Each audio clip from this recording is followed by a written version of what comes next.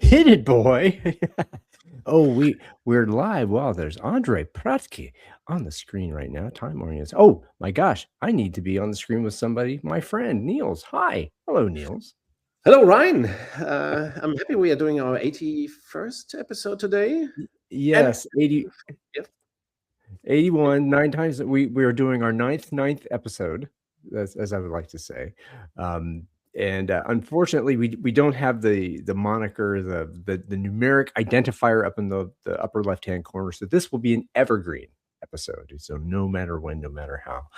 Um, I am here. I'm excited, and we are here with what you've mentioned that you very pointedly mentioned that this is the first time we have had one of your Red 42 clients here on Beta Codex 5.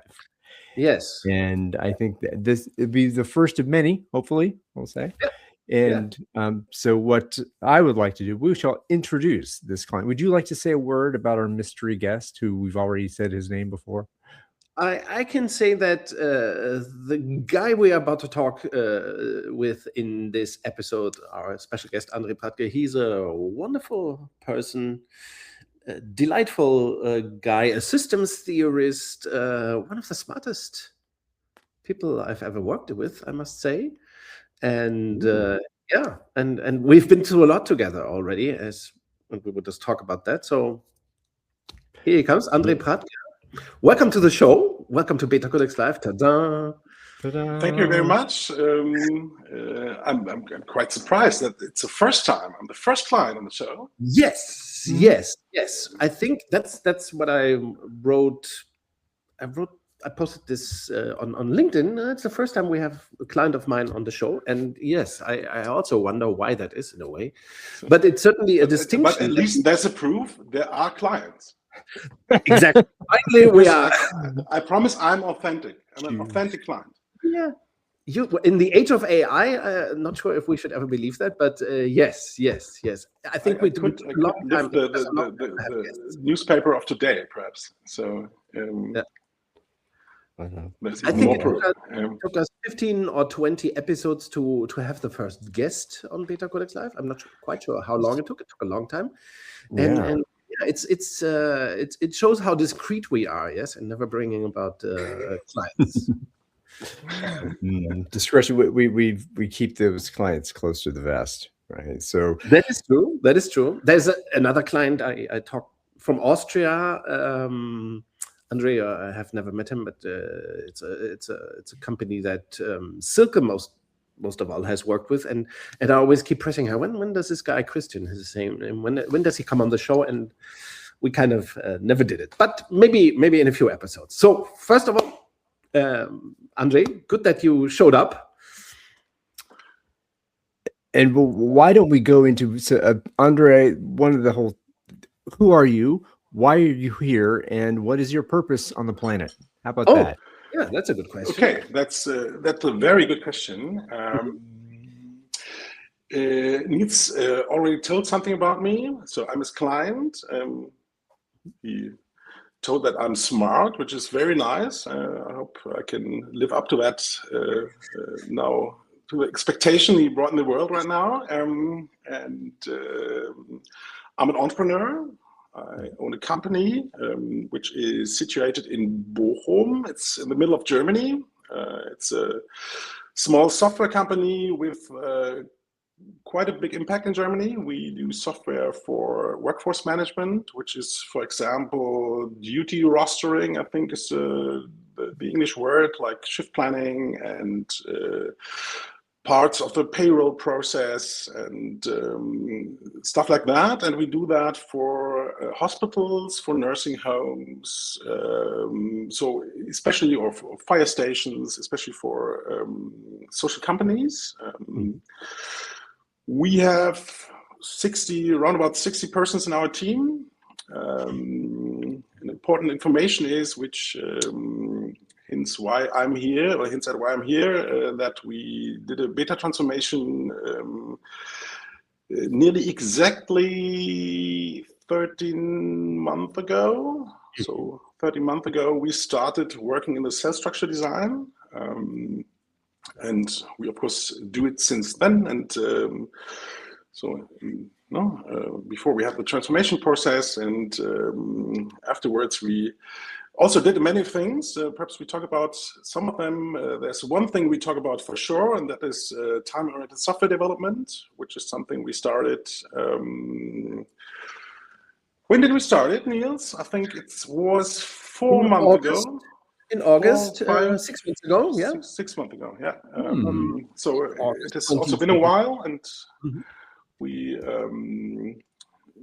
achieved great results, and gathered a lot of data about the concept and how it can be implemented, what could go wrong, of course, what shouldn't go wrong, and how to cope with it.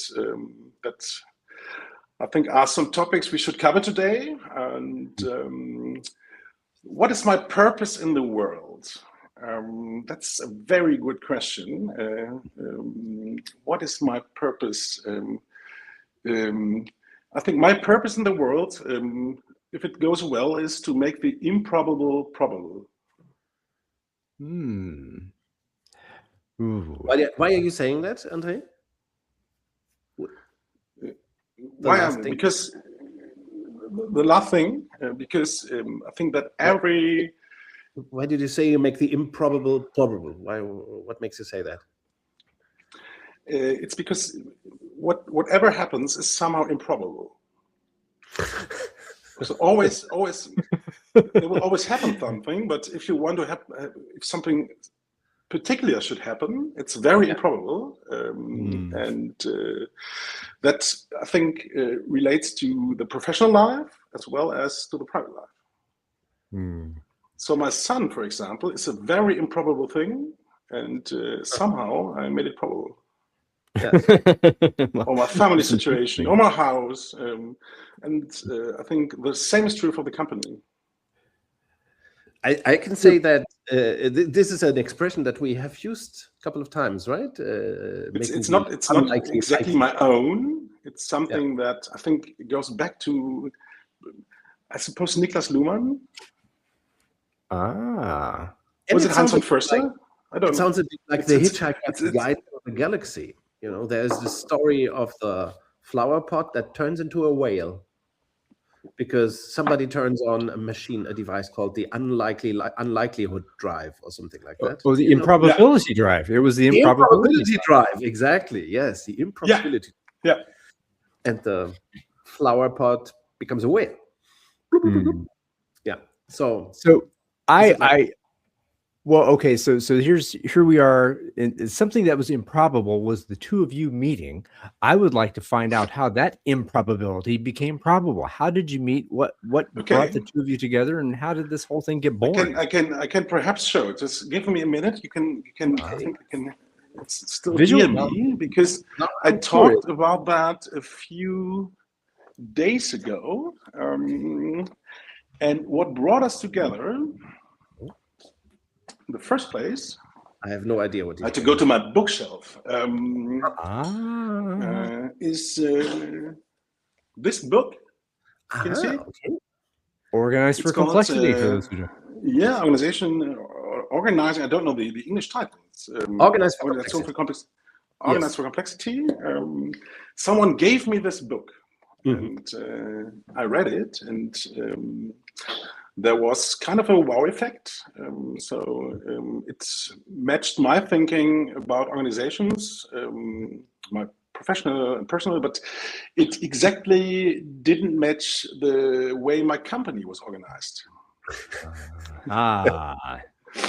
So there was this book was very close to me and was very far away from the company, and the effect was that Niels and I had a first online. It was back then. It was kind of a product. You could book short online sessions, and we had such an online session, and afterwards nothing happened. So it took a while,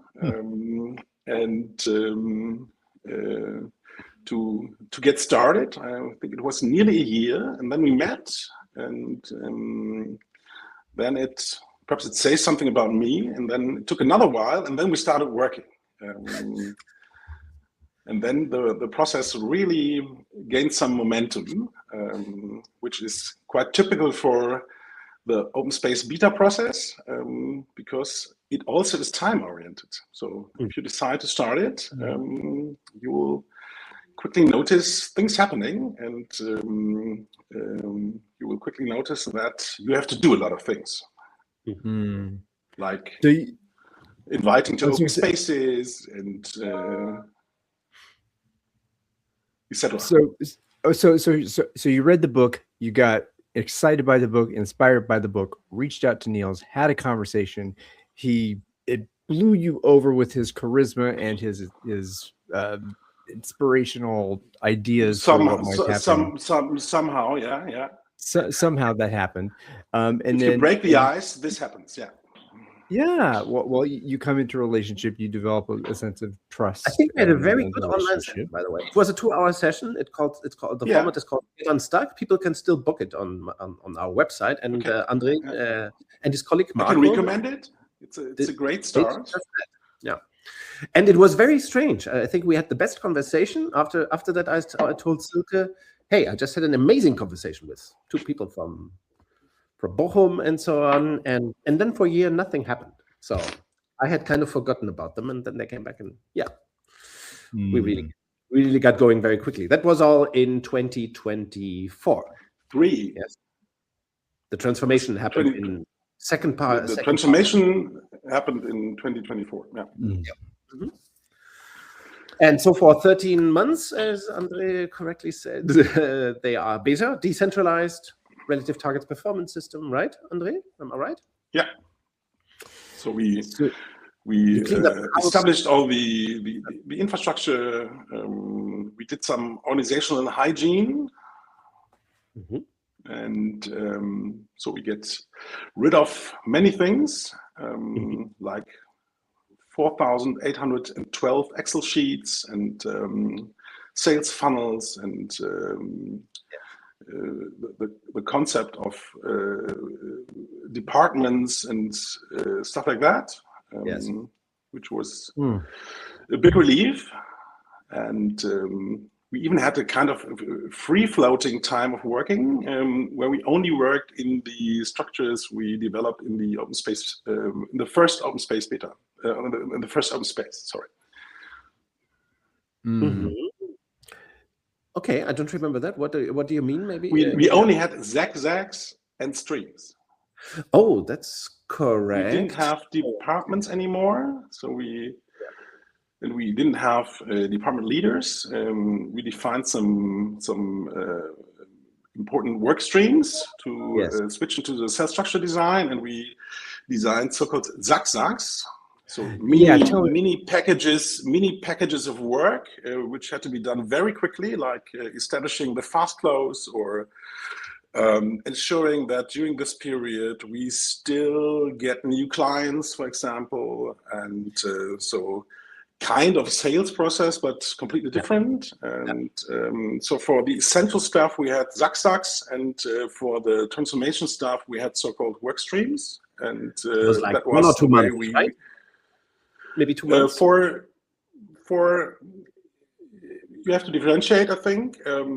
Some of them lasted for the whole 90 days, and some of them didn't, because we decided, or you proposed that we start in the cell structure quite early. So we started working the cell structure design after 30 days, 45, I don't remember. In the middle of the transformation period, because the department structure was so rigid that it seemed to be a good idea to start working in the new design quite early, so that people can get used to it. Yeah. Well, thank you for reminding me of all of these details. Yes. Very, very good and productive idea. And otherwise, perhaps I'm quite sure that we would otherwise have much more problems than with this It was a deviation from the plan because we didn't plan it from the beginning, but this was a brilliant idea. It's a great. Thank you for bringing this up, André. We never talked about this after the transformation. I talked about it last week in the short speech I gave. Yeah. It's very nice, I think, because it's a beautiful example of that how many variations of open space beta there are. You know, sometimes I even do not have the awareness that there isn't one way to do it, but there are many variations in the 90 days, especially how to do. And it was also a consequence of observations we made during the process. What's coming to mind to me as a curiosity is that you have how many individuals, how many people do you have within the boundary of your company? How many employees do you have? Around about 60 members. 60? 60. 60. Okay. 60. 60. So that's you had about what about 60 divided by 7, about 9 cells total. Niels, is that about right? Total of about 7 people per. I think there are 10 cells. There are 10 cells right now, so we have 8 in the periphery and cells and 8 periphery cells. Yeah. I also wish the company was growing already, but in terms of people and personnel, but that can start any moment now. I think Pradtke is ready to grow again, right? Yeah, we have to grow. In fact. Well, there's also something about there's growth and there's development. You know, are you growing in terms of with the same number of people doing more for more people, generating more revenue with the people you have? But then again, there's how are we growing our capabilities and to do that? There was a vast development in performance on the basis of the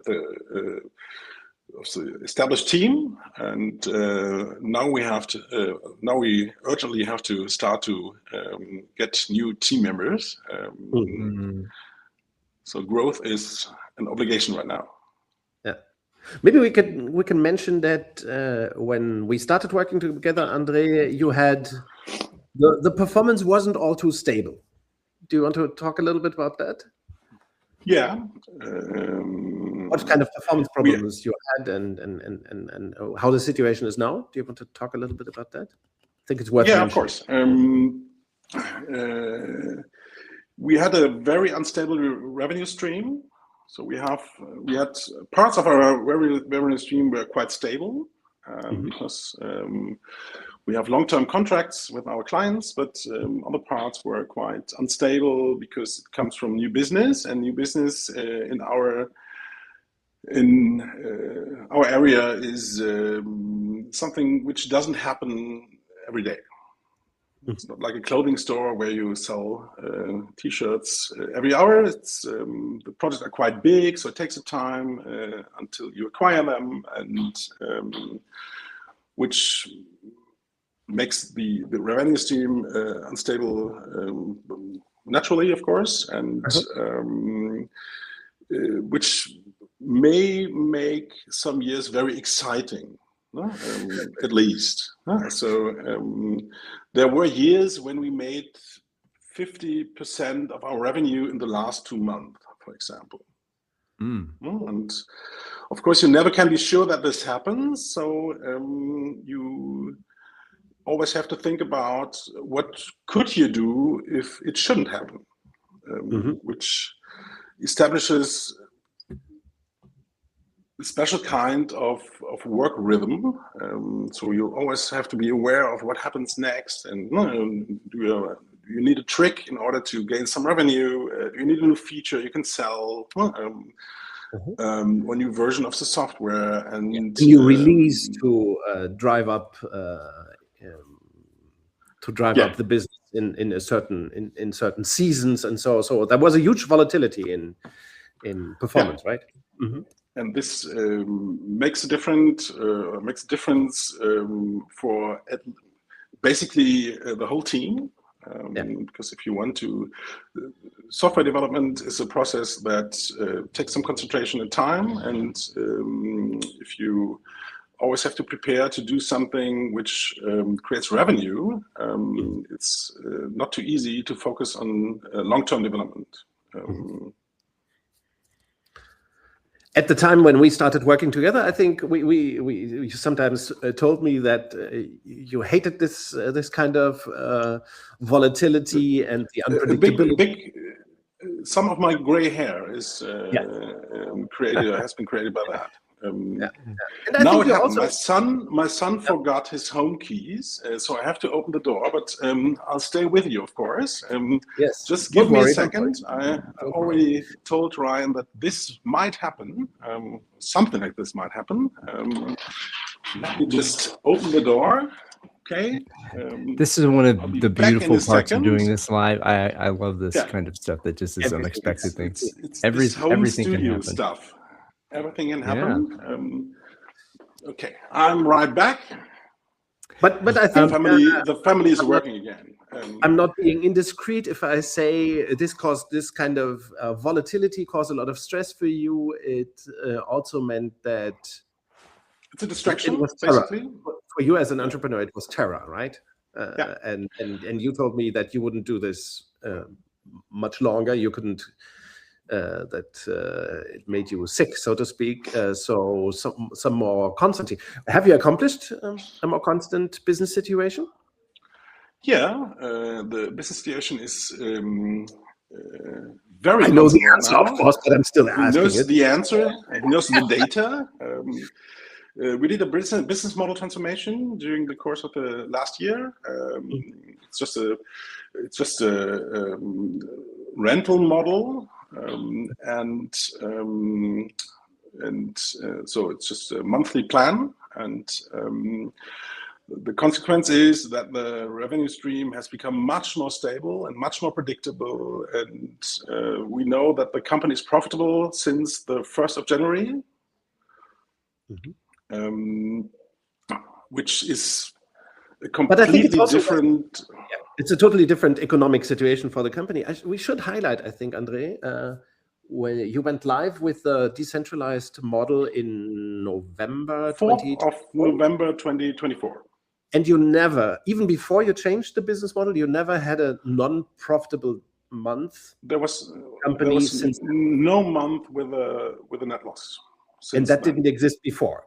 Before that, it was wildly swinging with unprofitable months, and that hasn't happened since. You adopted centralized structure. The business was also quite seasonal because it's normal that some changes in the payroll system, for example, start by the 1st of January in our client's organization. So we had to do much work in December and November, which of course had effects on the revenue. But maybe there wasn't so much work in January and February, so that typically were months where we did where the economic results were much worse. Yes, but since you have a decentralized model with 8 periphery cells, at least you have always been profitable. Yeah, always comfortably. Yes, so that was a big change, I think, that you had. One might say. Profitability level has gone up, and now with the new business model that you introduced last year, in the second half of last year, I think it was a great success. The majority of our customers switched within the first month after establishing the model, and the establishment of the model was also was not a central thing. It was done by the single periphery cells. In relation to their customers. So let me bring the time scale together here too, because we've been talking all this about you are a software company delivering a software product in a centralized traditional organization structure before the two of you met. Then you took the model that you had been offering, did a beta transformation organizationally. So the organization was transformed, centralized, decentralized, your performance systems were changing, still developing software in the way that you had done traditionally. Mhm. So Yeah. that brings us, in my mind, okay, and just change the business model. You have this wonderful one symphony going. transformation, yeah, beta transformation. Second transformation is the business model transformation, and the third transformation is the transformation to time-oriented software development. So the way how we develop software. Yeah. And why was it that you decided to say, okay, now we've got this whole beta organization going, decentralized, federalized, democratized. Okay, but was there something that wasn't working in the way that the software was being developed? Is that a fair statement? Something wasn't working. Yeah, there was something. There wasn't something. You could turn the question around, I think. No, so you could ask what was working, and that wasn't so much, which isn't quite untypical for software companies. That's things aren't working as they should, so that results are predictable, that results are of high quality and innovative, etc. So basically, the output was not enough and not good enough. So it's kind of a boosting quality. I think the output in software development was also very volatile, right? You would the company would still try to deliver new releases from time to time, like once a year or twice a year or so, and there wasn't continuous output at all. Not much. Yeah, transparency about of course. There, of course, was a vision of delivering software continuously, which is the state-of-the-art delivery system.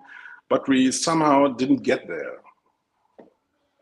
We didn't get there fast enough. Well, we always tried, but it didn't really happen because part of that has to do with this economic extractions.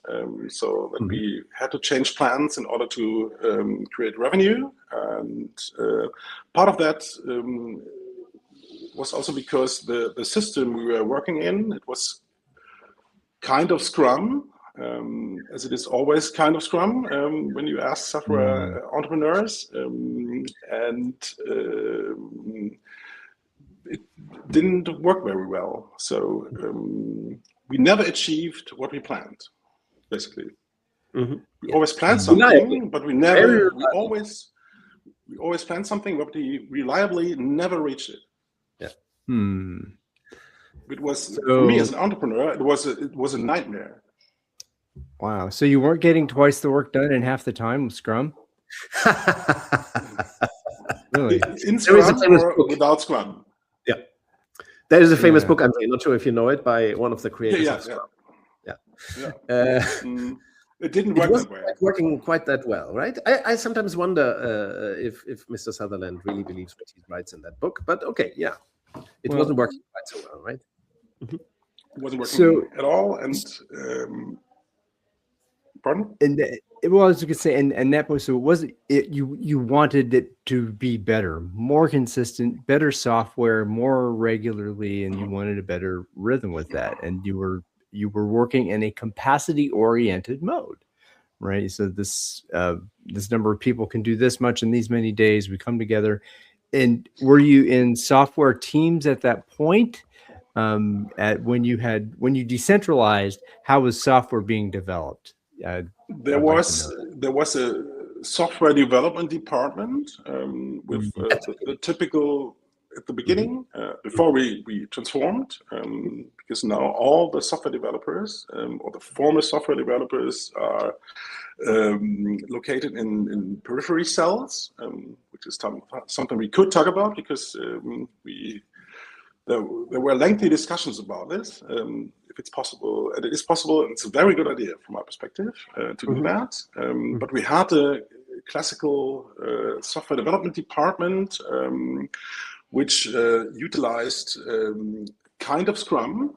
So we had the typical roles like product owner, there was a Scrum master, and there were Scrum teams. The organization was changed from time to time. There was as which is also usual.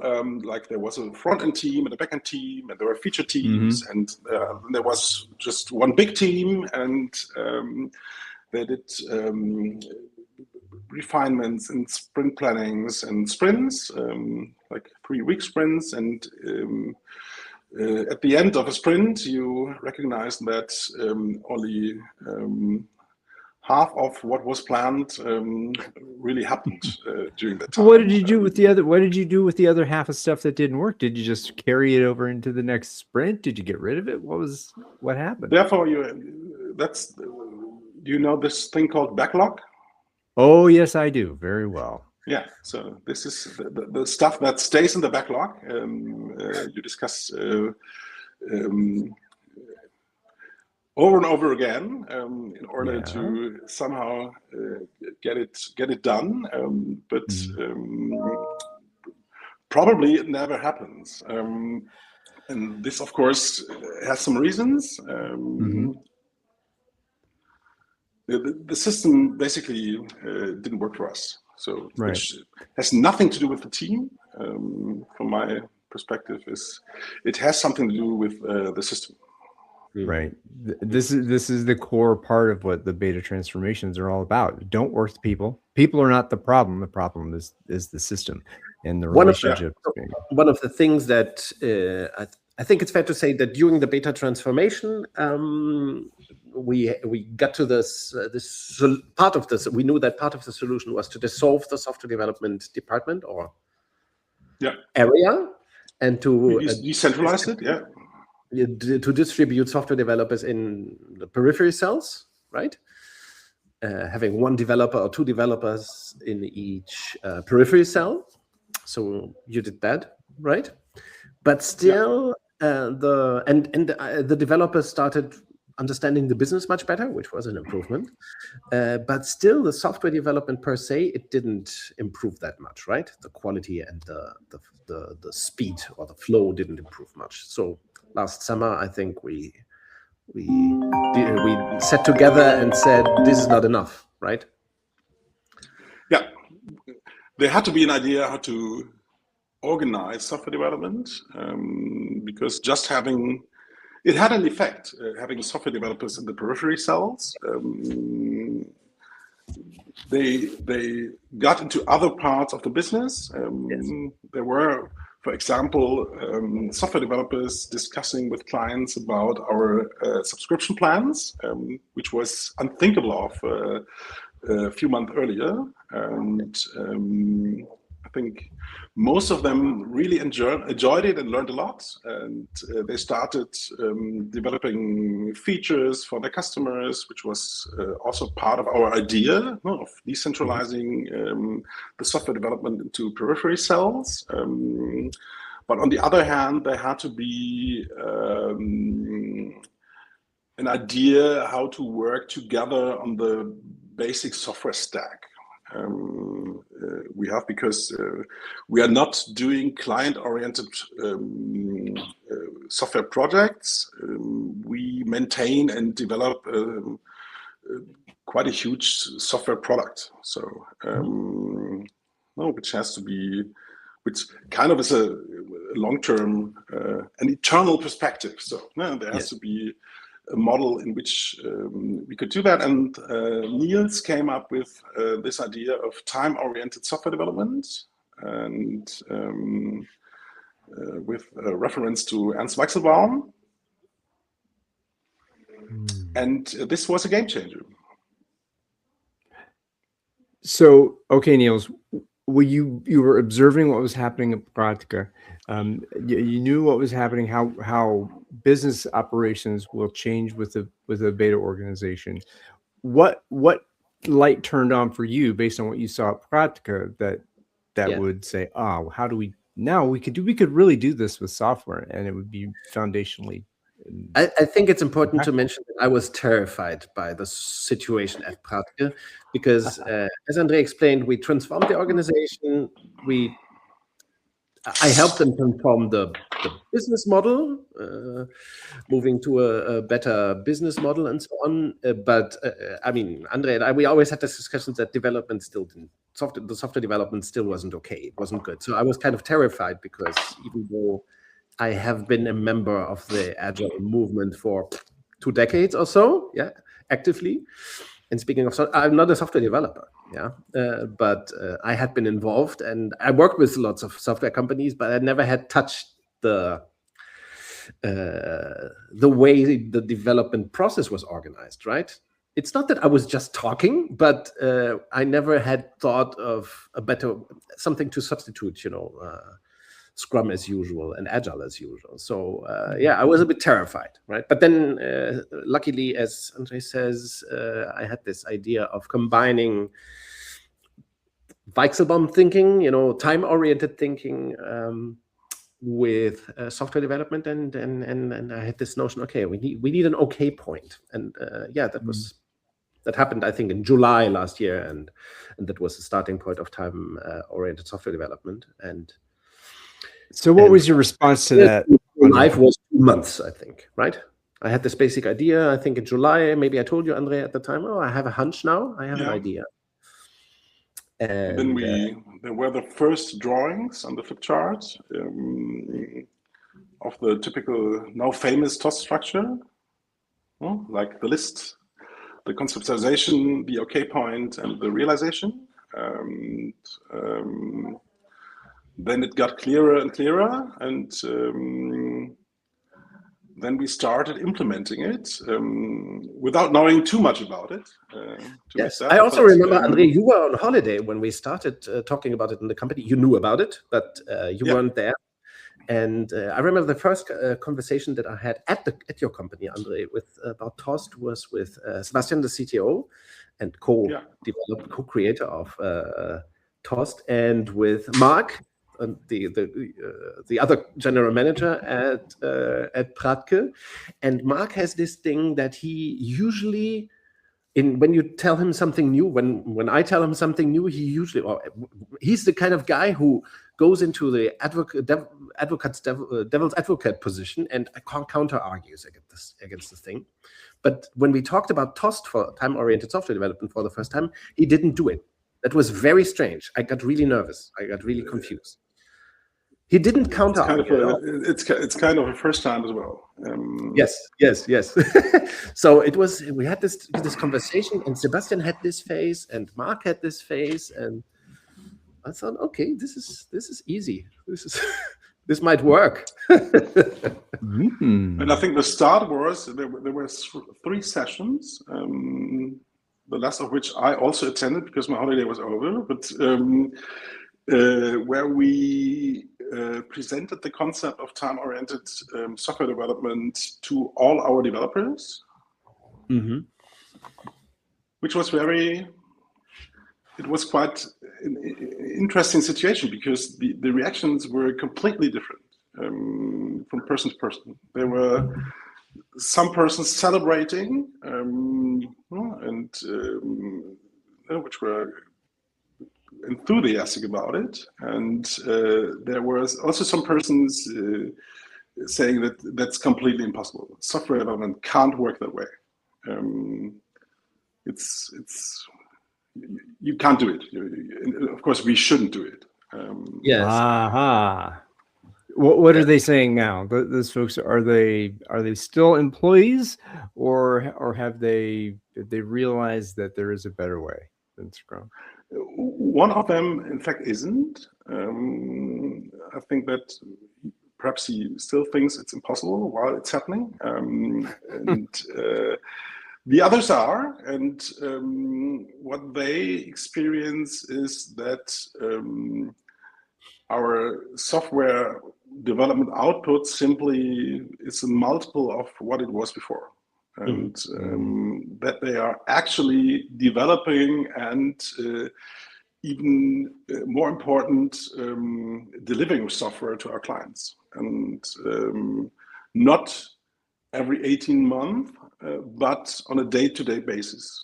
So everything we do today can and typically will be shipped to our clients the same day or the day after. Okay, so this leads me into thinking about the TOST workflow. The time-oriented software development workflow. There's a list, a curator of the list. There's a people who are authorized conceptualizers. There are a group of people who are authorized realizers. Those can be one and the same. You can realize and conceptualize differently. Yeah. They work in pairs generally, come together at an okay point where the concept is okay. Are we ready to realize this in 1, 2, 3 days? And then, It's all a right, handshake, yeah. shake your hands and then go for it. Right. So again, we were before in cells with, the names were not authorized. There weren't the specific names for conceptualizers and realizers until after you have the insight of what TOSD is. How did you go apart? Just explain a little bit about the authorization process. How did the conversations go about who's a conceptualizer, who's a realizer, and how do you come together? Maybe I should tell Niels? that. You were on vacation. Because I were on vacation. I can tell there were all these R's and K's when I came back in our cell structure design. And the only thing I noticed is that I didn't get any of that. I didn't get an R, which stands for realization, and I didn't get a K, which stands for conceptualization. Yes. Yeah. You're not involved directly in the software development at your company. That's true, but that's fine. Okay, you cannot do everything.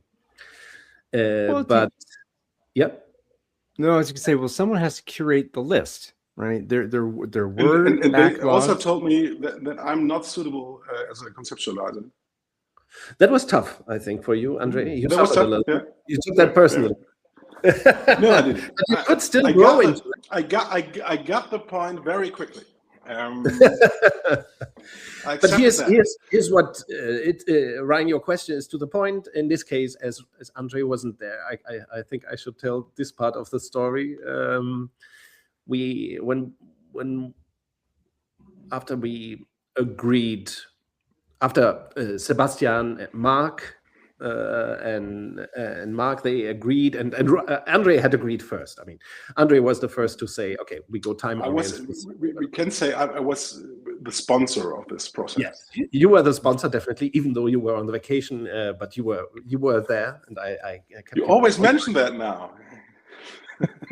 and we had the initial conversation with Sebastian and Mark, and the second conversation, if I remember well, we had another conversation that was about it was clear that Sebastian had to be the list owner,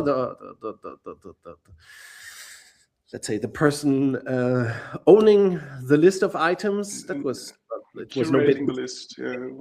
Yeah, and the curator of the list.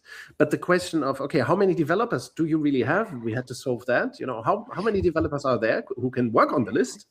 We had to clarify that, and how many of these people should be conceptualizers. And we came up with this idea, if you want to keep steady flow in a software development system, you cannot have too many people writing concepts because you want the items to have a certain consistency. So you have to limit the amount of people conceptualizing. And not all developers, we thought, we analyzed this person by person, who of these developers are more inclined to conceptual thinking, who enjoys it and who does it well. And those people who enjoy it, do it well, and who had we also said a third characteristic is a certain communicative capacity, the ability to speak to other people and talk about the concept. We said that's a necessary characteristic, and so Mark and Sebastian came up with a subset of people who should be case conceptualizers. In German, it's Konzeptionierer with a K, written with a K. So the word conceptualizer in English would be with a K in German. So they are Ks, and it's a subset. Maybe a third of developers are Ks. There's also Mark himself. He's a general manager. He's not a developer. He doesn't code, but he's a K. So people who are not software developer in the strict sense can also be Ks. So people who have skills with design, architecture, big picture kind of stuff, the end to end, that have that conceptualizing mind, and then you have folks who are artisans, who are virtuosos with the coding aspect of it. The coding, yes, but doing coding, database, all the stuff stacked, the whole the whole piece of what constitutes a piece of working software from top to bottom and all that. Yes. I think we, So we what should talk about what is a concept in TOST, because I think there's a specific understanding of what it is and what it shouldn't be. Therefore, conceptualizers should have specific technical expertise as well, because the concept in TOST is very down to earth, at least. Because if you want to, the idea of the OK point is that realization can happen without much discussion between the conceptualizer and the realizer. So the concept has to be very specific. And it's not only about describing what the feature should do, but what the prerequisites are. Perhaps what tables in the database are involved in this specific feature. And as the realization of TOST items only can take 1, 2, or 3 days, these concepts are not gigantic, so they are quite small, they are quite specific. They of course are semantic, so they are written in normal language. They can contain code, they will contain information about some technical aspects as database tables. They may be 1 or 2 or 3 pages long if you would print them, which you normally wouldn't do. So, but they're quite specific. It's not a 40-page Word document describing a new vision for the software. So this brings me back into the role stuff again. I had former careers as a business analyst kind of person. So you had business analysts working with an architecture person. We have conceptual design. We have conceptual architecture. We have a high level design. We have a low level design. We have a functional design. We have a technical design, and then we have all this design documentation that then gets shipped over, or in Scrum processes, kind of developed through a ready point, right? So that. Not a definition of ready versus definition of done. You mean? Yeah, So there maybe but this is fundamentally different the way I hear it. This is kind of the emergent process. You have a lot more ownership in that conceptualization. That's a huge difference with respect to Scrum. No? Because there you have these backlog items you don't know anything about to a certain point. Then you do refinements, and perhaps you think you know something about them, but in the end you don't. Then you start the sprint planning. Then you take them into the sprint, and then billions of questions arise. You take a batch of crap from the backlog, shove it into the sprint, and turn it into something. Which Scrum tells you nothing about how to solve it, and in the end, you won't have done anything to come closer to your goal of delivering a feature. This brings me to something else that's very different between Scrum and TOS. I think that could get confused from a practitioner standpoint. How is the list different than a product or sprint backlog? How is that different for you at Pradtke when you went from that giant backlog to the lists that were curated by Sebastian and Matthew, did you say? It's just Sebastian is our list owner, it's our CTO. Of course, you can, if the company is much bigger, you can have other list owners, but you have to have a list owner. So the list has to be curated, and the list is much more specific than a backlog. And this we call them items. So we have items on the list, and these items are specific. They're quite small. Some are tangible for conceptualization. The list is, as far as we know right now, not never ending.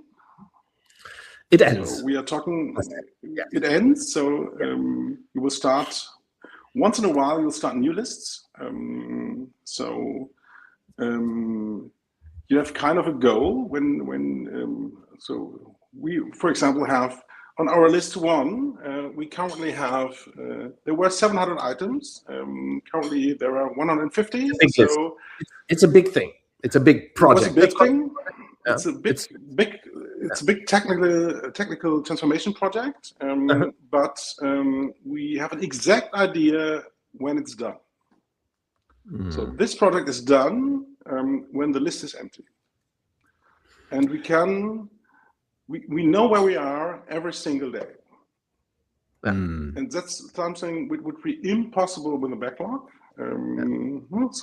Because in the backlog you typically have, there are 20, 30, 40 items which are described properly, and then there's all the rest.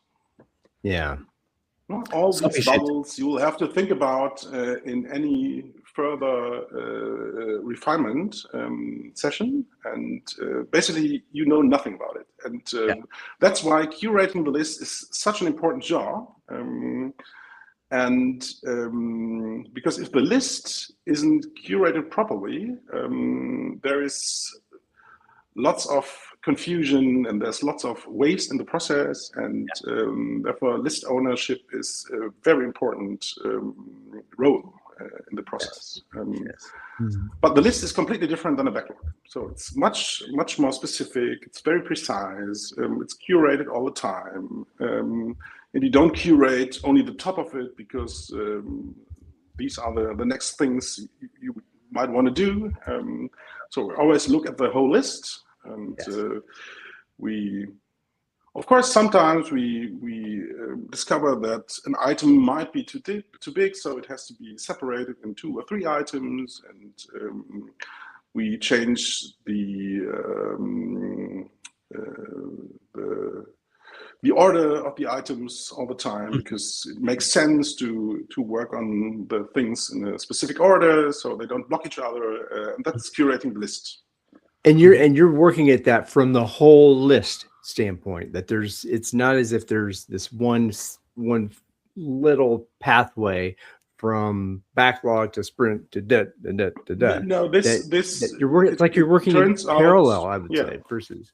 Yeah, it turns out that this sucks if you do that, because if you do that, hopefully I'm allowed to say that, because it really sucks. You can say it's fucking horrible, man. Yeah, all these words. It sucks because if you don't curate the whole list, you don't know anything. Very well put. I think we never had this conversation. Very well put, André. Very nice. I like that. Yes. Everything breaks down if part of the list is not curated. Yeah, that's one way to fuck it all up. Yes. Very well put. Oh, André? Because then you might have an item which is called the business intelligence interface or something like that. And it's part of a list with, let's say, 80 items, and one of these items is called the business intelligence interface. And when you reach this point, you suddenly discover that this item is not one item, it's 80 items. Yeah.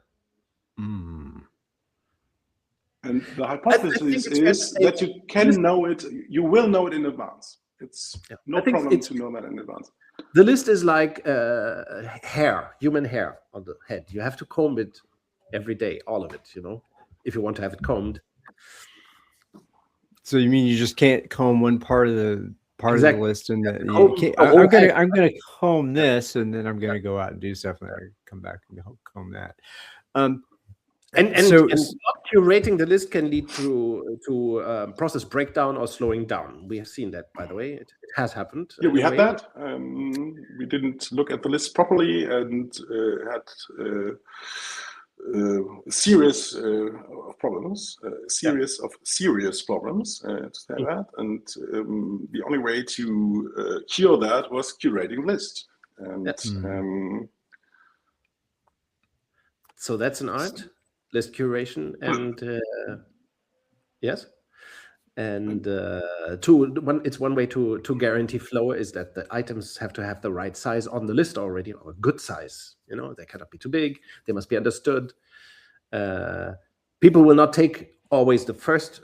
Conceptualizers will not always take the first item from the list. They can pick, which is very important as for self-organization. They can decide which items to take. Of course, there is a logic in the sorting. There will be some kind of logic, but still, the conceptualizers are supposed to decide by themselves which item to pick. And realizers have some agency in that process as well, as I understand. Sure, of course. That there's and there's this item on the list connects with this one, so why don't we bring this one together and have that conversation about it? It's very important to stress that, because it might sound a little bit mechanical, but in fact it isn't. It's a highly social process. So it's there are no dailies and there are no weeklies and no retrospectives, and there's not an obligation to take the first item from the list, but there is one obligation, that it is necessary to talk to each other, which is the TOS principle, TTOE, and because because if you TTO that way, because if you don't, it won't work. So you have to. We got rid of all these communication sessions, because communication should be a daily thing, consistent, among colleagues, constant, always, all the time, about relevant aspects of our work, and which is, for example, which item should I take next as a realizer, and should I do it alone? You perhaps as a realizer you could ask a conceptualizer to conceptualize a certain item because you think it's important right now, and you have good arguments about it, or well, it's completely okay to influence, to manipulate the process in a productive way. So this sounds like a natural process between human beings to do judgment and conversation and shared understanding and that kind of stuff. That cannot be automated or turned into a set of prompts necessarily to do that automated software development, which is I'm getting to the point that we're talking. Yeah, we tried it. It sucks too. It sucks too, because so that's the thing that we've talked about now. That kind of TOSD is this. Okay, we have these AI tools. We have vibe coding. We have Cursor, Claude Code, all this kind of stuff that's out there that allow very efficient automation of the software development process. Again, so it changes where the depth of the conversation and when it happens, but the conversation still has to happen. And there has to be a decision about, this is a piece of software that should be made. Okay. And this is how it happens. One point to be made, or 2 points. The first point is that AI tools are extremely helpful during software development. They are extremely helpful, and it's a very, very bad idea. It's a self-destructing idea to ignore them. That's the one thing. The other thing is, because I had this discussion several times, AI tooling doesn't replace process at all. You can't say we are doing vibe coding right now, and therefore we don't need any process. This is the dumbest idea I've ever heard. Mm-hmm, mm-hmm. At least right now. Mm-hmm. Once we have Skynet, things will change, right? But then we won't need humans anymore, which is a problem on its own. But the idea that AI replaces process is not a good one, and it's specifically not a working one. I think the vibe coding discussion is a separate one. We had a few weeks, we experimented with vibe coding, and this wasn't a good idea either, because it did what it usually does. I heard a nice expression, or I read a nice expression a few weeks ago. It's called slopware. You ever heard it? No, but I love it. It's the AI version of software, because if you start vibe coding, that's at least what good developers tell me, and what this article made an argument about. The code is very sloppy, so it's very easy to get to somehow 80% of what you want, and then the last 20% are sometimes nearly impossible to achieve.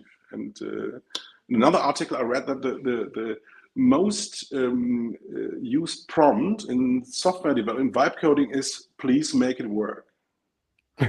I never heard that. And then the second most popular is help. Nope. This doesn't work. Perhaps, Tell me why. So the argument is that AI is very helpful in software development, especially if you distinguish between conceptualization and there's one very important thing we didn't talk about with respect to TOST, and that TOST is which differentiated its from vibe coding and from Scrum. We are talking about a single piece flow system. So we don't do things in batches, and that's what happened with the vibe coding experiment. Not because it seemed so fast to write concepts with AI tools that within days we didn't have 20 or 30 concepts; we had 300. Back to batch processing. Right. So we had batch processing in the system, and the result was that the flow was completely blocked, and the output was approaching zero. Not because these concepts weren't extremely bad, but they weren't good enough to reach the OK point. They weren't OK point ready, as we say, right? They weren't OK point ready. Yeah, they're half baked. But it's completely okay and extremely relevant to use AI tools in the single piece flow system. Yeah. But in the single piece flow system, you never will reach a point where something is 80% ready and you don't really know it, for example, because something that's done is finally done. Which, and that's on very the other important, hand, right? Yes. Yeah. On the other hand, there's one more important, because quality assurance is a big thing in software development. So you produce something, and after you produce it, you don't know enough about it to ship it. So you have to start a very time-consuming and complicated testing process, which is automated or which is completely manual. Sometimes that's also the case. So you have to test it for weeks, and then you ship it. And the TOST. In TOST, the quality assurance is embedded into the process, which is quite easy because you're realizing and conceptualizing items which are realized within 1, 2, or 3 days. So the amount of work you do is you can oversee it. So you can compare the concept with the artifact you realized, and it's quite easy to identify any deviations, for example. There's another thing. We do test-driven development, which is highly recommended for TOST. So the concepts also contain the tests which the algorithm has to pass, which are automated in a so-called build pipeline. And the algorithm has to pass certain automated tests in order to be ready. Production ready, to push to production. Yeah, and that's something which is highly recommended in TOST. We also do feature tests, we do integration tests, which aim. But those are designed into each. Those are designed into each item, right? Yes. That those are there. So I want to. You don't produce a big chunk of software. You have to test afterwards, right. And then you have all sorts trillions of observations you have to correct in another sprint, for example. You do it in a single piece file system. It would be like, if Toyota would say, let's produce 100,000 cars and put them into this big space, and afterwards we check if they work. Yep. That's what Volkswagen did for decades, and Mercedes-Benz and so on. Yeah, everywhere. Detroit car producers worked exactly that way. Only it didn't work, right? So I want to ask. There's another question that's kind of, we're talking very much about the software development flow, the single piece flow from item concept to realized piece of software in production.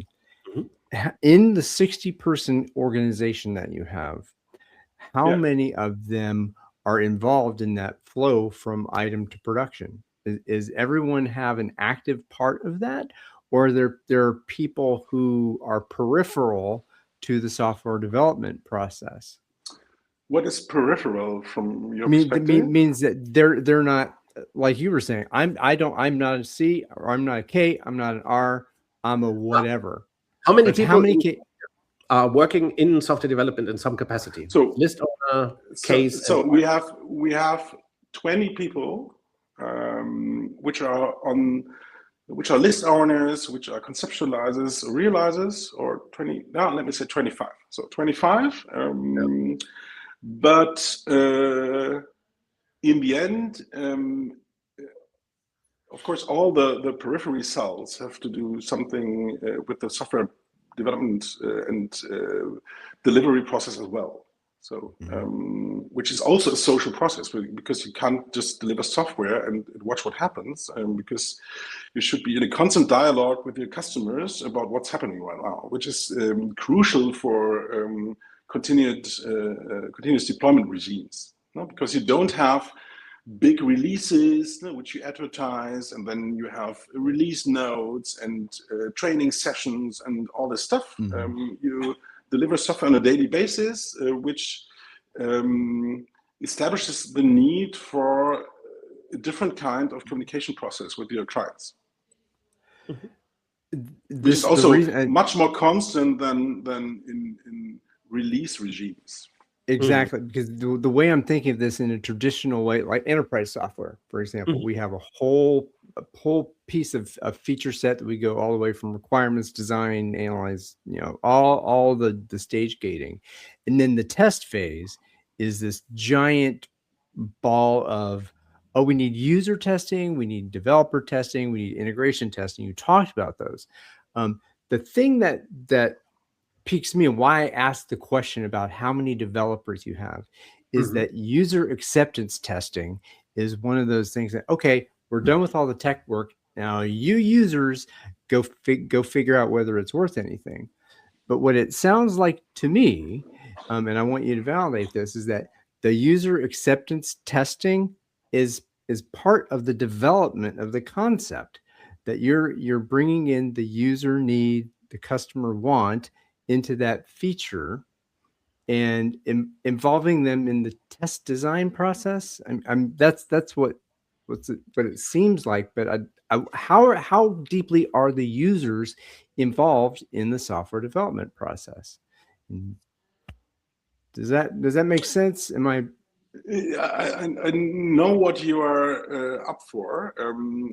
User acceptance testing is, in the way you describe it, is a terrible idea, I think, because the normal way things go is you develop software for months or years, and in the end you ask your users what you think about it, and they tell you, oh, it sucks.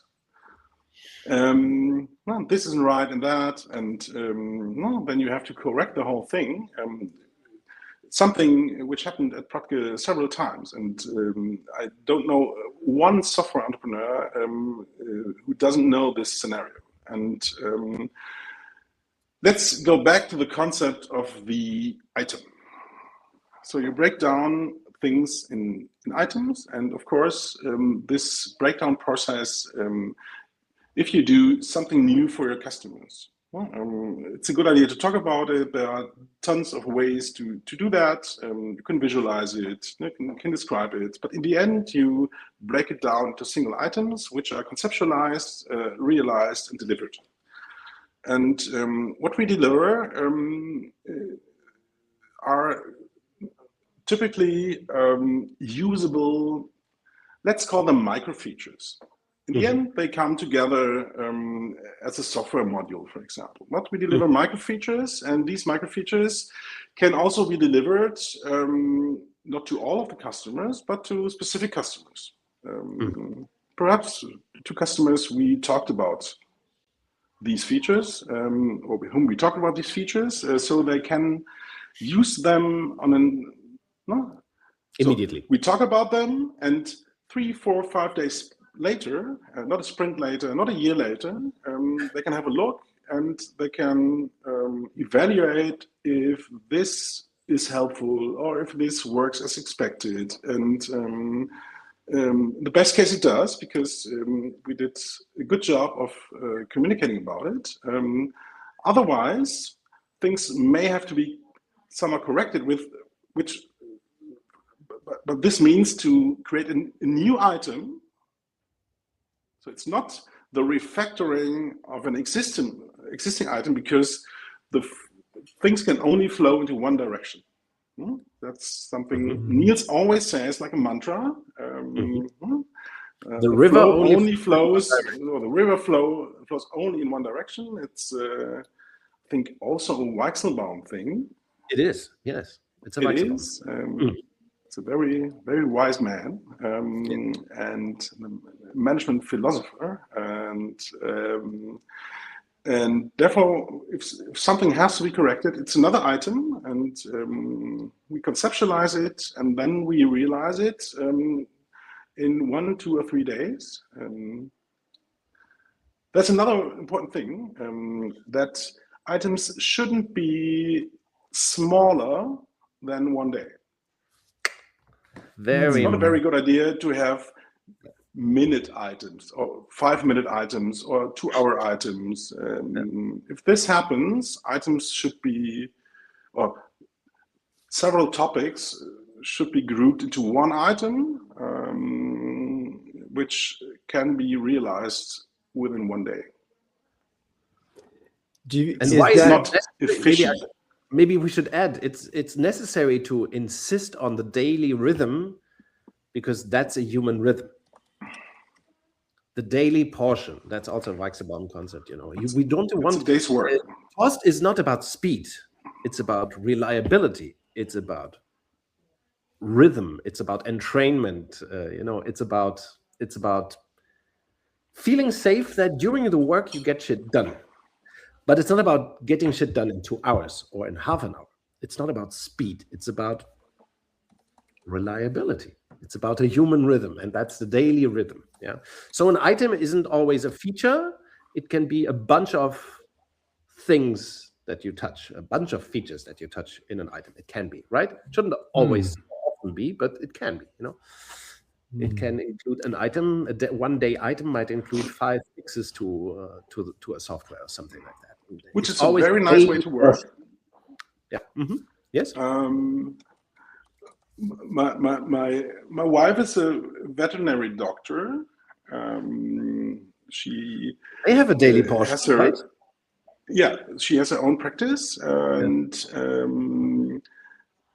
she has kind of opening hours. So the day starts at 8:30, and the practice closes at half past 7, and there is this point where there are no more animals in the waiting room. Yes. So, And they are not lying on the table on open, during the night. which would be very bad at the end of the day if they are lying on the table. That never happens, because my wife is very professional, and she loves animals, but she has a day's work. So she starts, and then the day ends. And there was a time when I never had that feeling that I have my day's work, and then that the day ended and I had achieved something.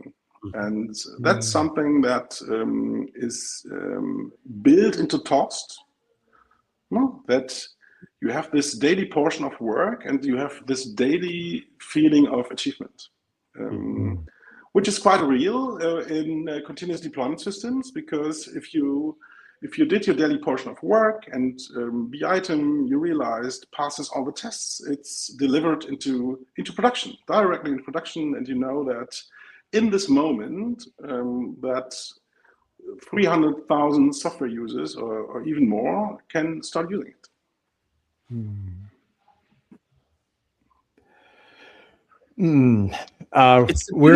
It's somehow cool. It's quite a cool thing. Yeah. So again, we are at 75 minutes, but I want to add something in here that is, we're talking about the generation of the items, right? So there's something that there's a point where there's no software items, and then somebody has an idea, a person with an idea says the item happens. And that can't always be the list owner. That can't always be the curator. So there are multiple pathways into that. Traditionally, what you do is, I'm going to gather everybody into a giant workshop. We're going to have a visioning setting. We're going to generate a bunch of things in our backlog, and then we're going to go off and have 10 sprints and release plans.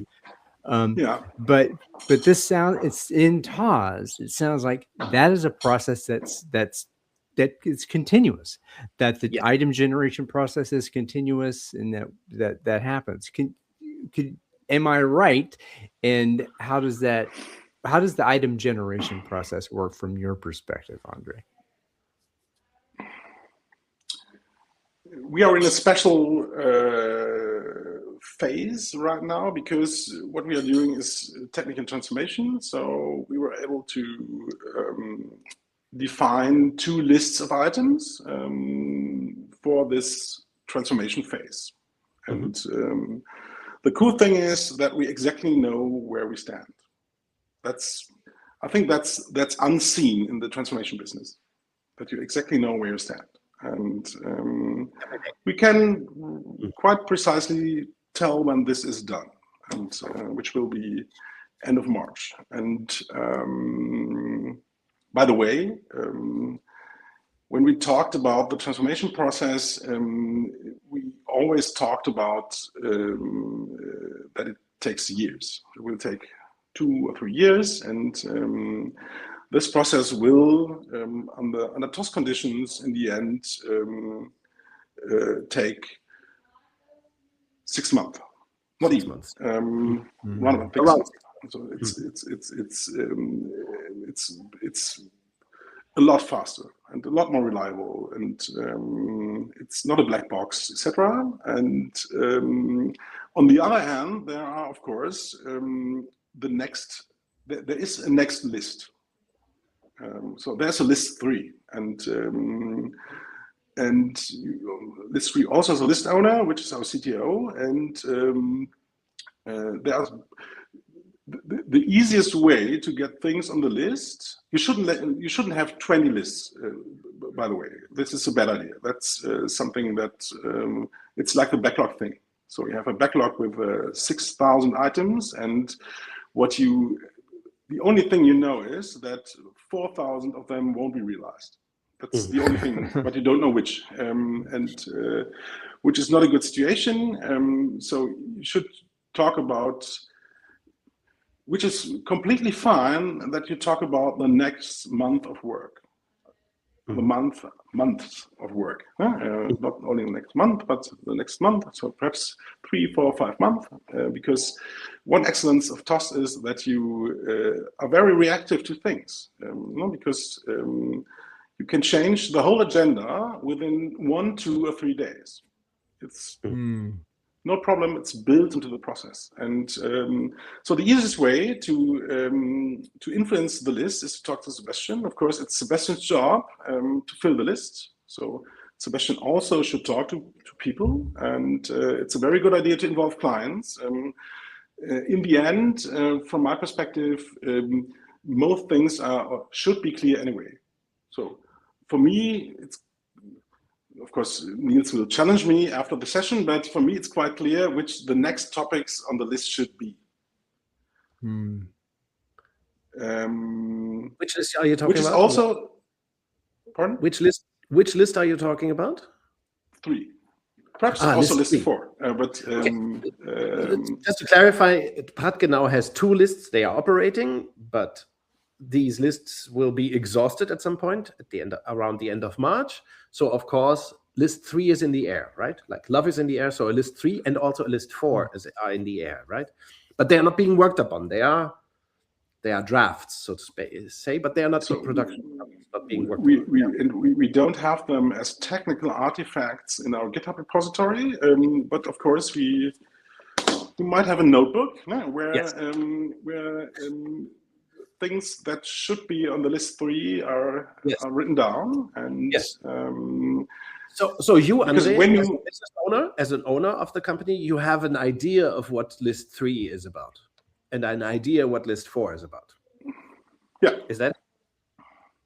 Yeah, there are some topics we should work on, and if you look on the next month. My hypothesis is that most companies have, or at least they should have. So, because the process has a different rhythm, there's no need to talk about things, the big vision in 3 years, which is in software development right now pointless anyway. Because there's happening so much that to set up a project which delivers software in 3 years is not a good idea. But it's a very good idea. Yeah, it never was. It's a very good idea to know in which direction to go in the next month. Yeah, and that as the business owner, the founder, and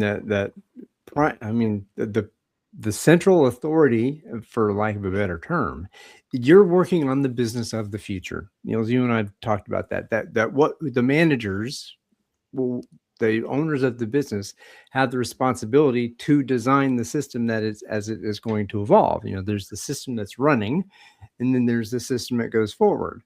And I think that's what I'm hearing in this conversation, that list 3 is, it's almost like André is the owner of that list, because André has he won't be the owner of this Sebastian, list. I won't be the owner. But the generator. Oh, so okay. So help me understand that. So if you can clarify that for me, I'd like to understand that better. André? Of course, I'm a stakeholder of the list, and from my perspective, there are some topics which have to be on that list. Well, of course, using AI in development processes as tools is essential, but it's also essential that we as a company develop AI features for our clients. Of course, AI has to be on that list, and that's something, of course, I have to discuss with Sebastian. Right. If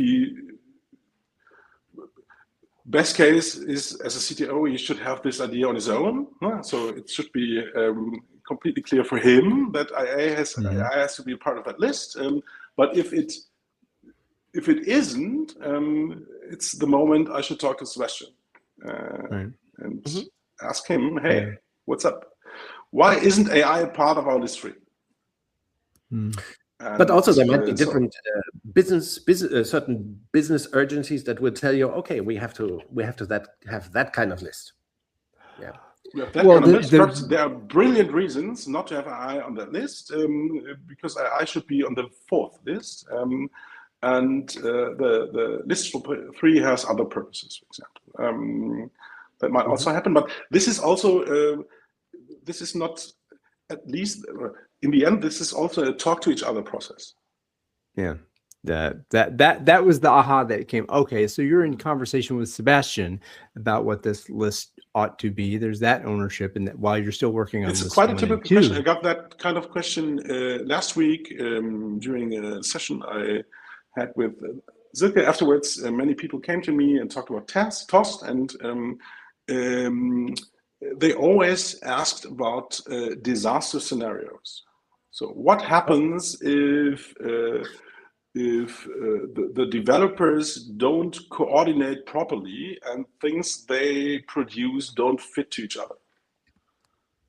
So perhaps this is kind of perhaps this is a Scrum effect, because effect of other software development methods, because you experience it all the time. I don't know, because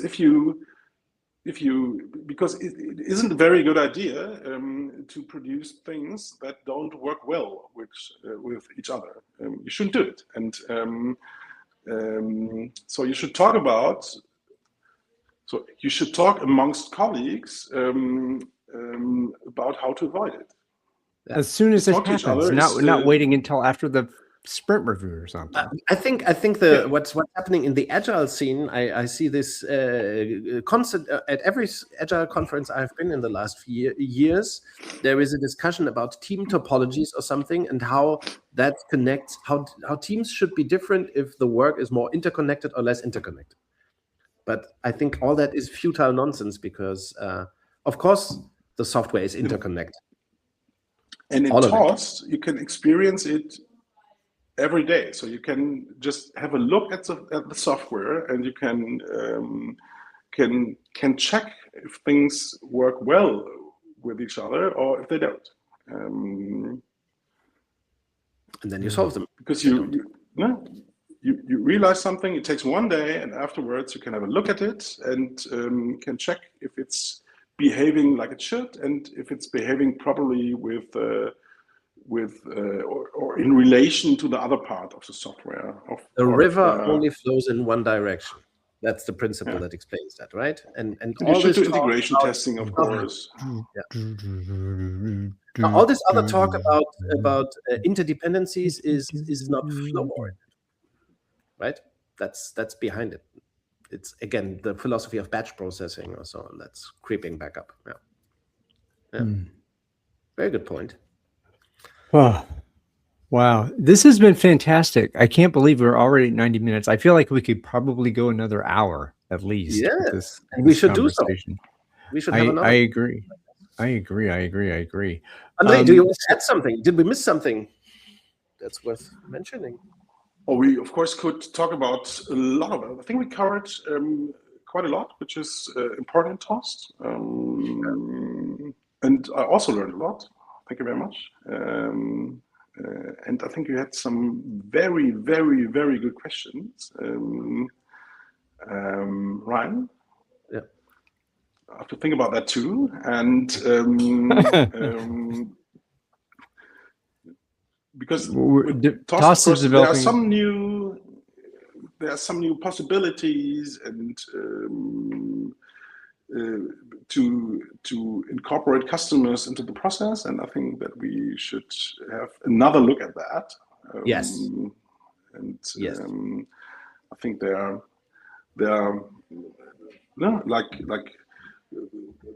there has to be work done on this field. But I think you haven't reached the end point of TOST, I think, right? It's a very good. We just started.